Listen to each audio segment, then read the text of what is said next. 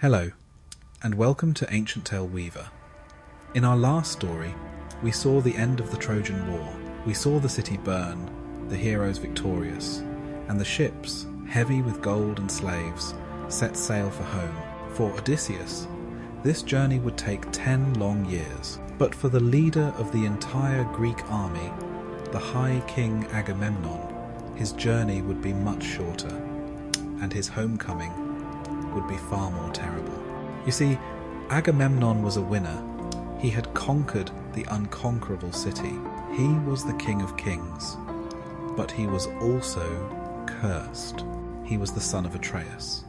And the House of Atreus was the most dysfunctional, cursed, and blood-soaked family in all of Greek mythology.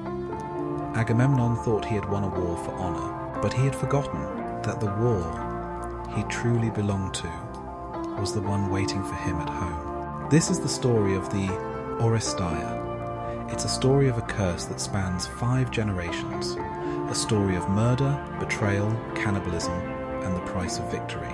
To understand the knife waiting for Agamemnon in his bathtub, I have to take you back to the beginning, to the man who started it all, the great-grandfather, King Tantalus.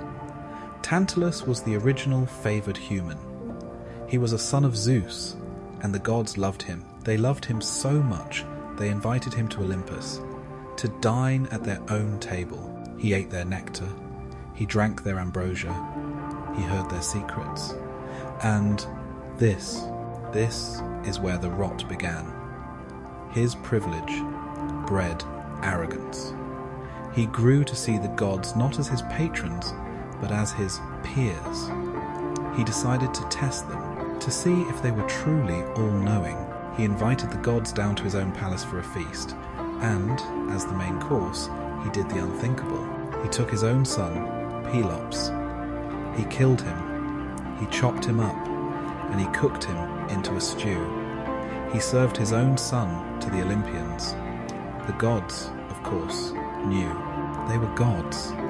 They recoiled in absolute horror, all except one. Demeter, who was so lost in her grief for her daughter Persephone, was distracted. She absent-mindedly ate the boy's shoulder. Zeus's rage was absolute. Tantalus was cast down into Tartarus. His punishment was eternal, to stand forever in a pool of water he could not drink, under a branch of fruit he could not eat. He is the origin of our word, tantalize. The gods, in their pity, decided to restore the boy. They reassembled the pieces of Pelops and boiled them in a sacred cauldron. He was reborn, more beautiful than before. And Hephaestus, the smith god, forged him a new, perfect shoulder made of ivory. The boy was whole again, but I don't think he was. He was marked.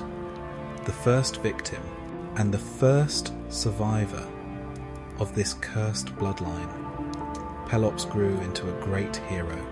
He wanted to marry a princess, Hippodamia, but her father, King Oenomaus, was a tyrant who had a prophecy that he would be killed by his son-in-law.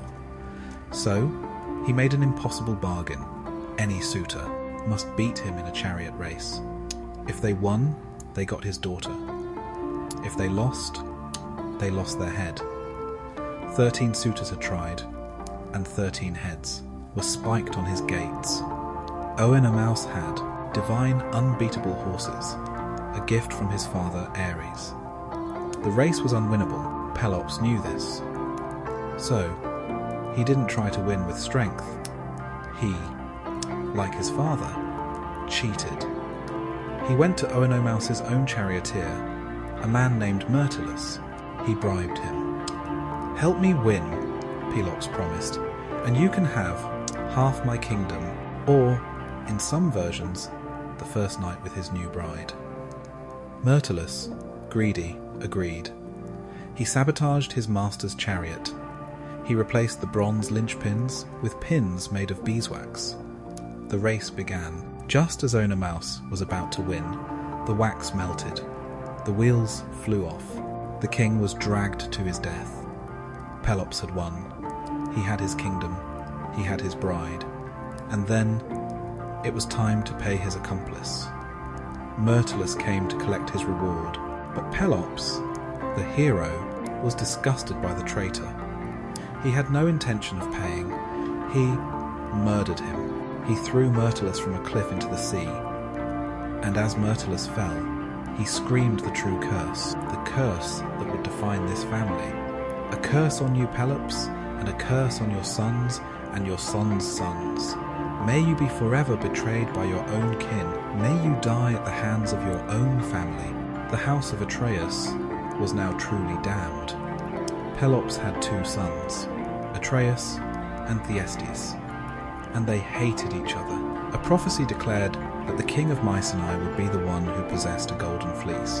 A different one, Atreus, the elder, was given the fleece by the gods. He had the throne. But Thyestes was a man of appetite. He did the unthinkable.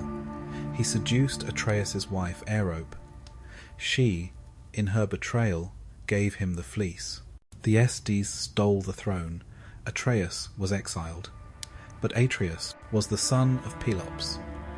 He was a man of cold, patient, horrific revenge.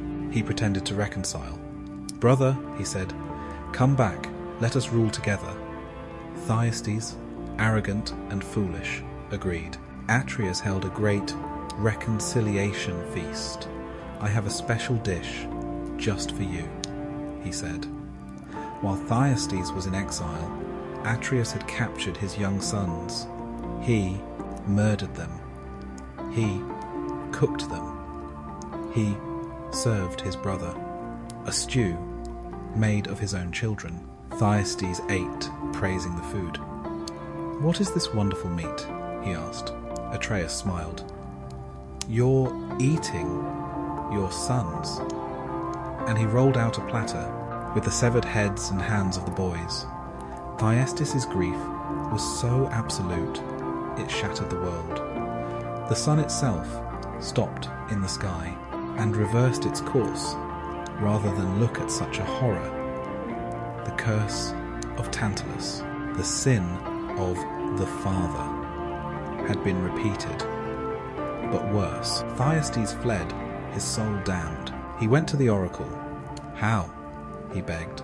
"How do I get revenge for this?" The oracle gave him the final, horrific prophecy. "You will have no revenge until a son is born to you from your own daughter." Thyestes, now a monster himself, hunted down his daughter Pelopia. He assaulted her. And from this union of ultimate sin, a child was born.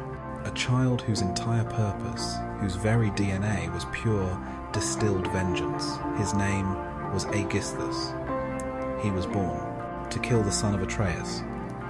And who was the son of Atreus? The man who inherited this throne, this curse, this blood debt. Our hero, Agamemnon. Atreus had 2 sons, Agamemnon and Menelaus. They married 2 sisters, Clytemnestra and Helen. They were the most powerful men in Greece. Agamemnon, the High King, ruled from the blood-stained palace of Mycenae, and for a time the curse slept. It slept until the Trojan War. As I told you in our story of the war, the fleet was gathered at Aulis, but they could not sail. Artemis was angry, and the seer, Calchas, delivered the price. "You must sacrifice your daughter, Iphigenia."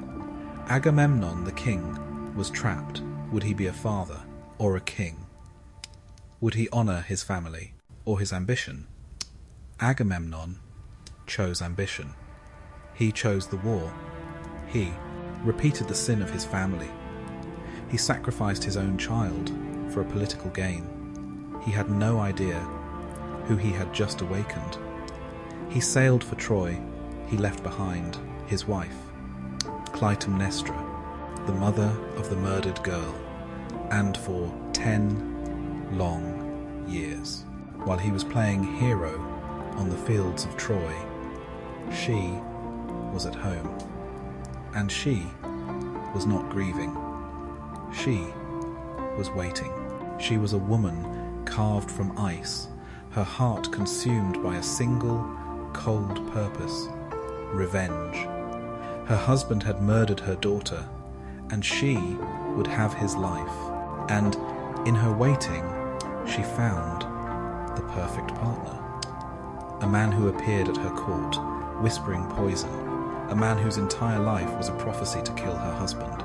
Aegisthus, the son of Thyestes, the living embodiment of the family curse, the spurned wife, and the born avenger became lovers. And for 10 years they ruled Mycenae together, and they waited for the king to come home. This is where our story truly begins. The Agamemnon, the watchman. For 10 years, Clytemnestra had posted a watchman on the roof, promising him a fortune in gold for the one thing he was to look for. Not an attack, a signal, a chain of beacon fires stretching from Troy across the Aegean to Argos. For 10 years he has watched. And then, on a dark night, he sees it. A light, a single spark, then another. The signal: Troy has fallen. The watchman runs, cheering, to his queen. My queen, he is victorious. The king is coming home. And Clytemnestra smiles, a terrible, cold smile. He is coming home, she says. He is coming home. She turns to her servants. Prepare the feast, draw the hot bath, lay out the finest purple tapestries. The king must be welcomed as a god.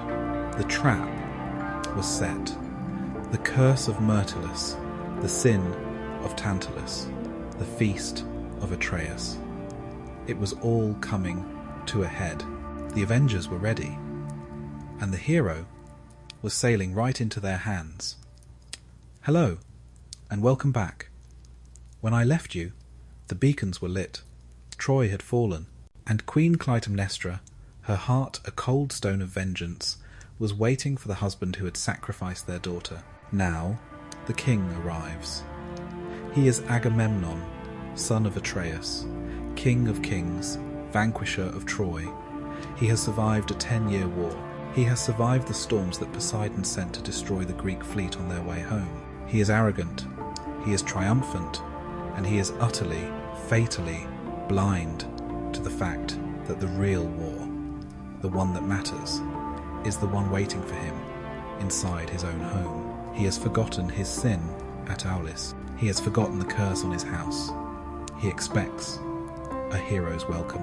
But Agamemnon does not come home alone, and this is his final, fatal mistake. It is the last insult he will ever give his wife. He brings her his war prize, his slave, his concubine, and it's not just any woman.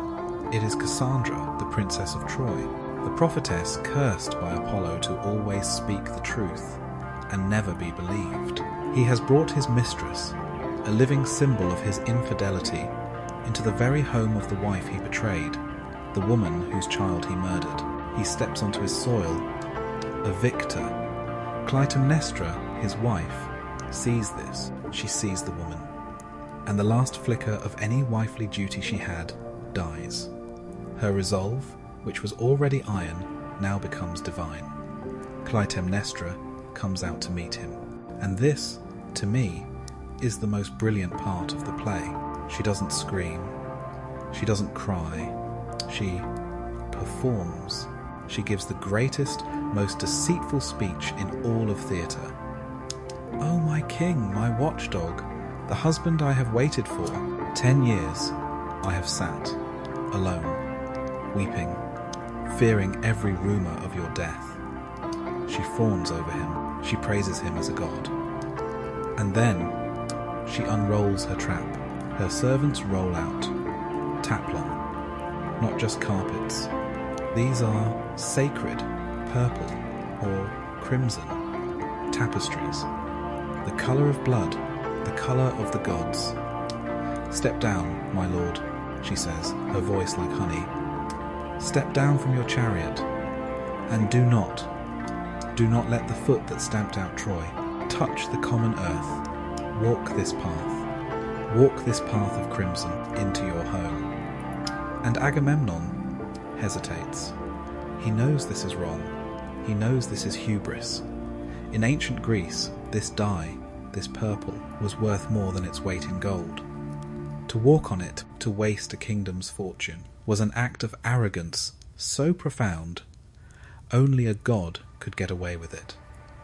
"I am a mortal man," he argues. "I cannot do this. This is for the gods.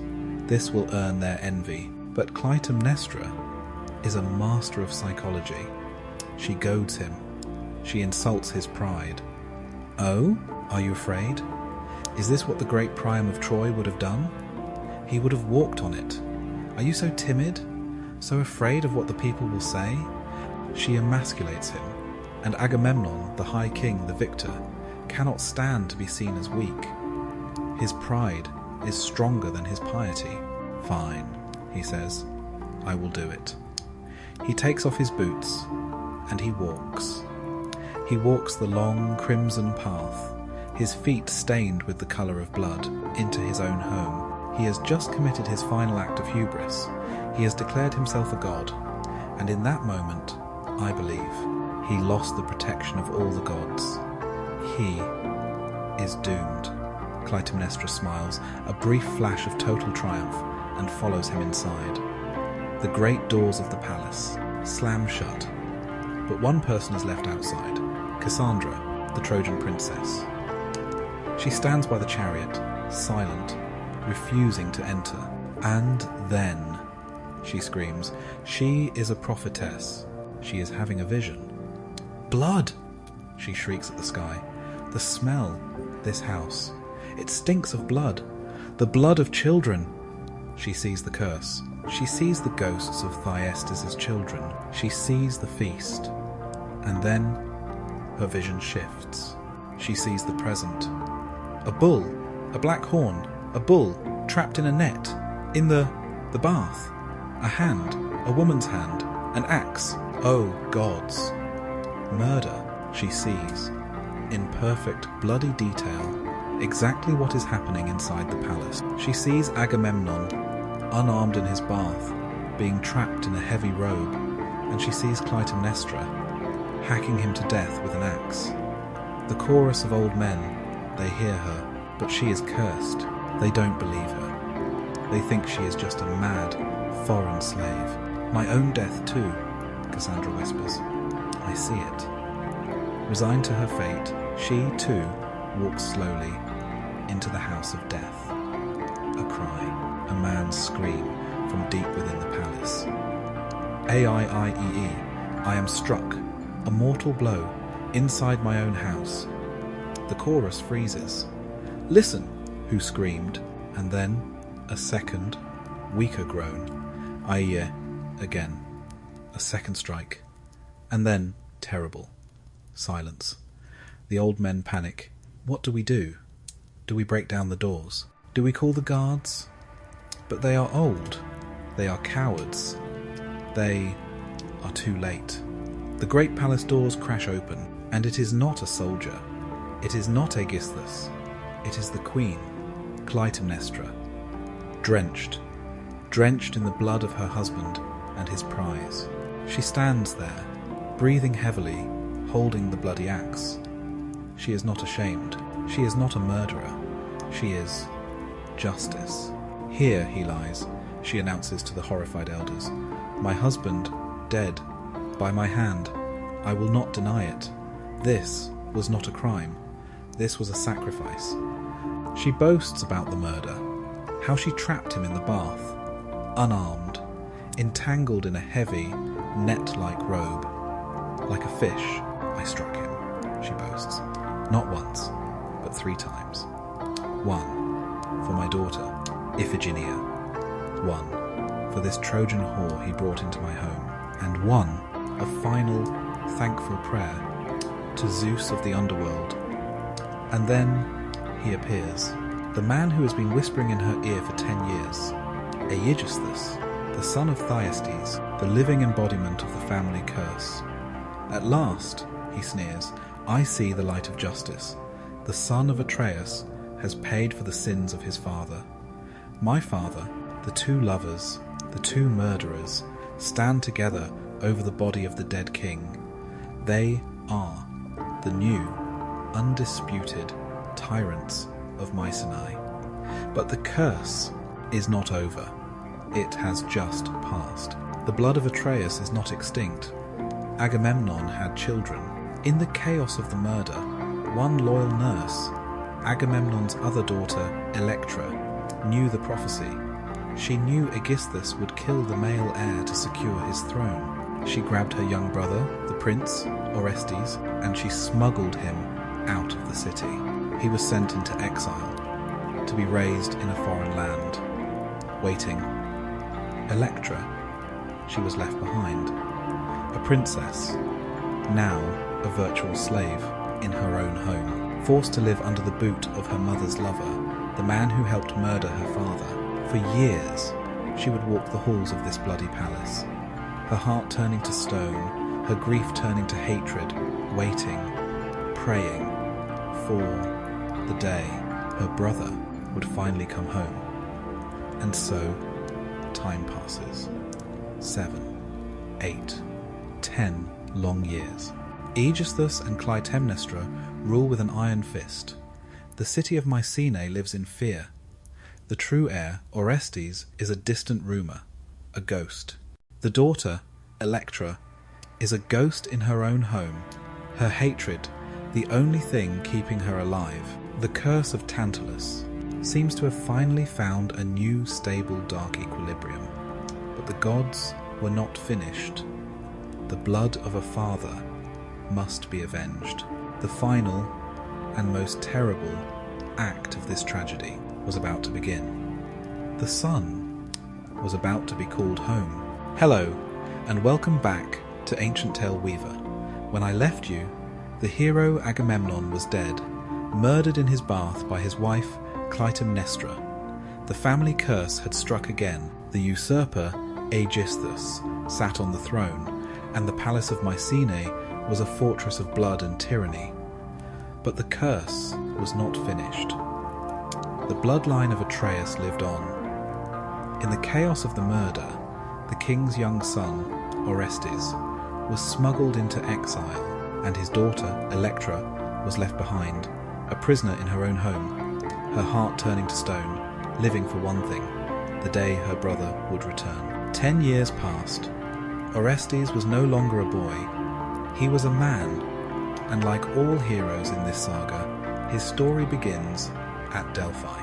He went to the oracle of Apollo. "What do I do?" he asked. "My father is murdered. My mother is the murderer. What is my duty?" And Apollo, the god of light, of reason, of prophecy, gave him the single most terrible command in all of Greek myth. "You must," the god's voice boomed, "avenge your father. The blood of a king cannot go unpunished. You must go home. You must kill the usurper, Aegisthus, and you must kill your mother, Clytemnestra." Apollo's command was a trap. Orestes was now bound. If he didn't avenge his father, the gods would curse him. But if he did kill his mother, he would commit the single most horrific sin a human can, matricide, and he would be hunted by the darkest, most ancient, most merciless beings in the cosmos, the Furies. Orestes, his fate sealed, chose the god's command. He travelled in secret back to Argos, to the one place he knew he would find his sister, the neglected, weed-covered grave of their father, Agamemnon. He found his sister, Electra, now a grown woman, weeping, her heart full of hatred. He had come to offer libations, to pour out wine for his dead father, and there they recognized each other. The recognition scene is one of the most powerful in all of tragedy. The two broken children reunited, clinging to each other over their father's tomb, their grief, now, turned to purpose. "How?" Electra whispered. "How can we even get inside?" The palace is a fortress. Orestes, guided by Apollo, had a plan. A classic, dark, Trojan-style trick. "We will not go as ourselves," he said. "We will go as messengers." Orestes and his companion Pylades disguised themselves as simple travellers from a far-off land. They knocked on the gates of their own home. Clytemnestra herself came out. "What do you want?" she asked, her voice cold. Orestes bowed. "My queen, I bring you terrible news. The prince, Orestes, is dead." The play is a masterpiece of psychology. Clytemnestra freezes. For one single agonizing moment, she is a mother. A flicker of grief crosses her face. But then she remembers. Orestes was not her son. He was her avenger. He was the threat. And that flicker of grief is instantly overwhelmed by relief. She hides it, of course. She puts on the mask of a grieving mother. "Oh, my son, my poor lost boy," she cries. But it's all a lie. She is overjoyed. She tells the traveller to wait. She must go and tell the king. She runs to her lover, Aegisthus. "We are safe," she cries. "The boy is dead. We are finally safe." Aegisthus, arrogant, triumphant, comes to the throne room, unarmed, to hear the good news from the messenger himself. This is the moment. The messenger, Orestes, stands before the usurper. "You are Aegisthus?" Orestes asks. "I am," the tyrant sneers. "And you are the son of Thyestes, the man who sat while my father was murdered." Orestes draws his sword.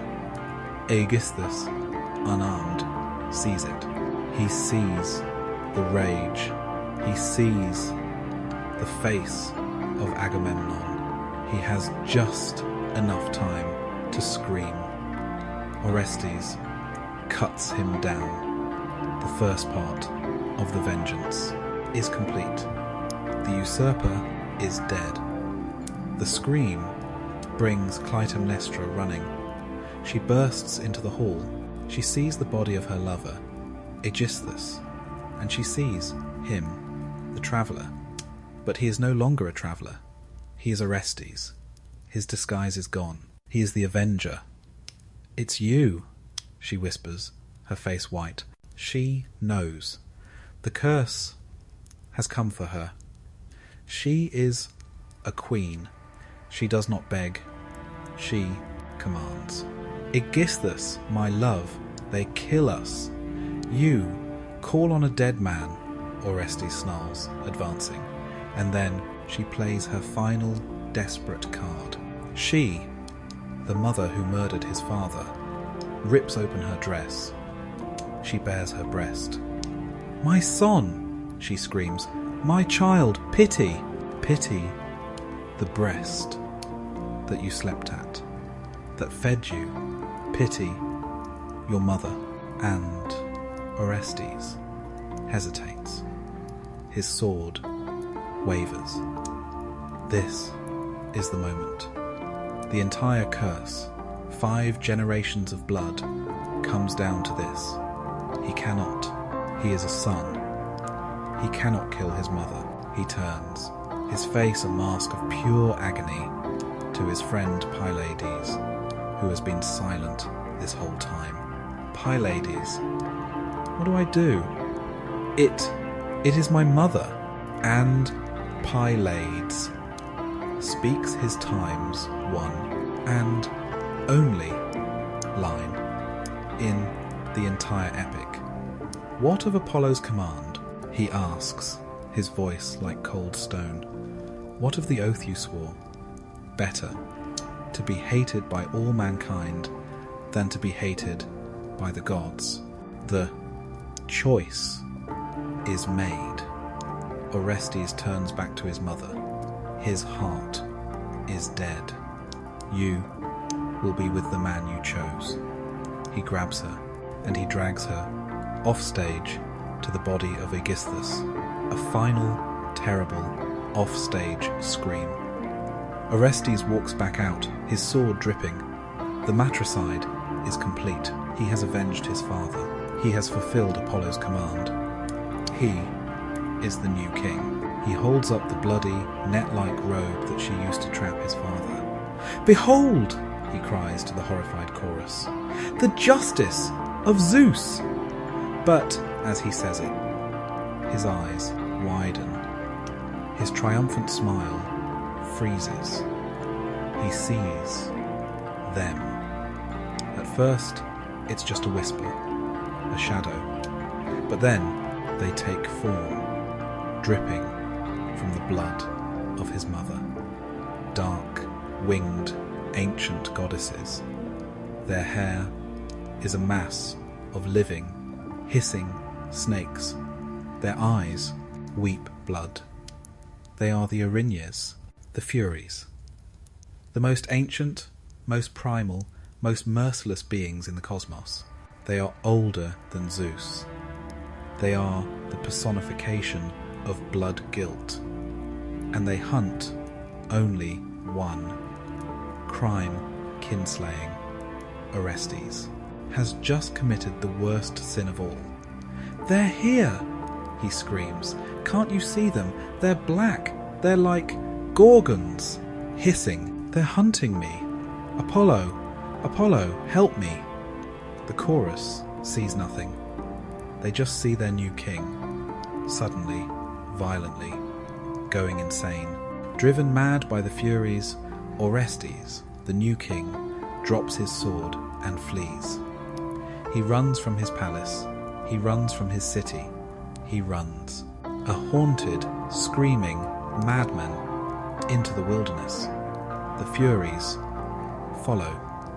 This begins the final play. The Eumenides.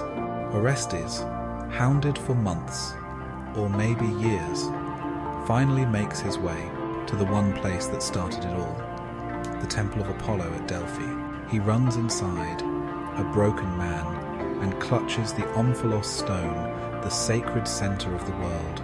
He is now under the god's protection. The Furies follow him, but they cannot enter the sacred shrine. They curl up on the steps, hissing, waiting.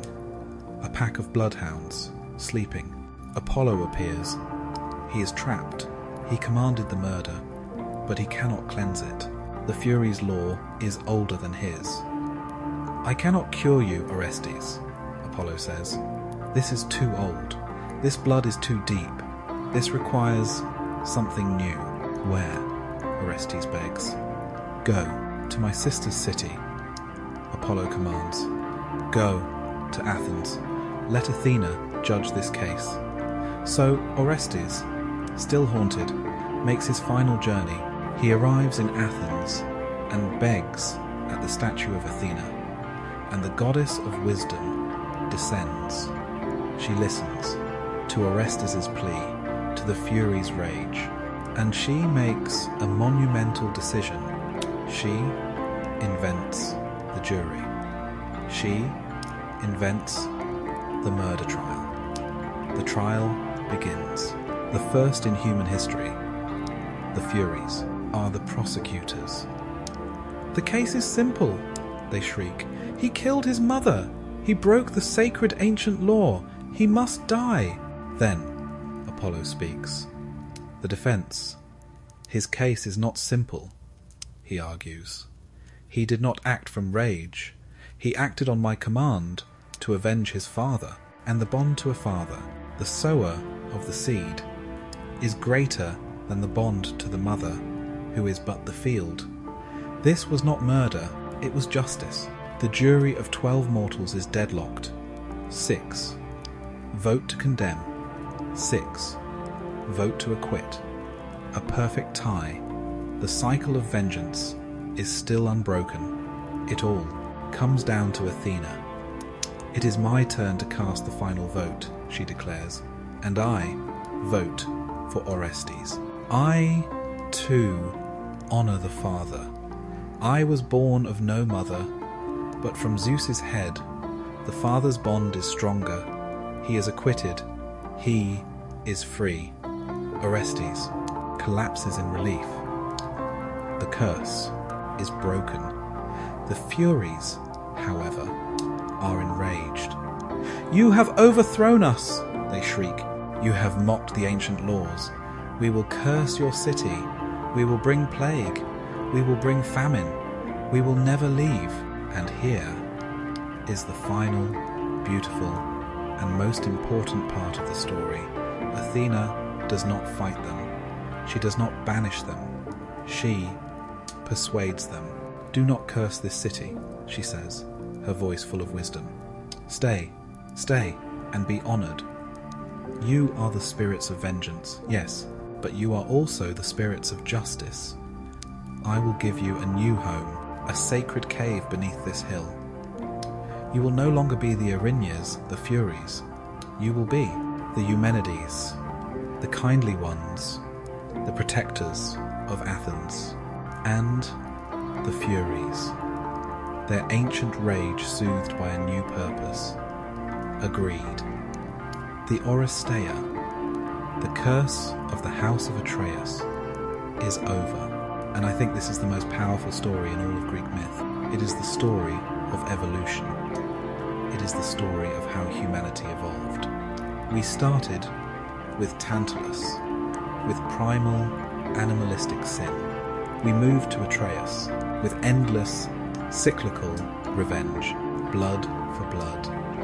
And we ended with Orestes and the creation of something new. We ended with justice, with a trial, with civilization. The story of the Oresteia is the story of how law finally conquered the curse.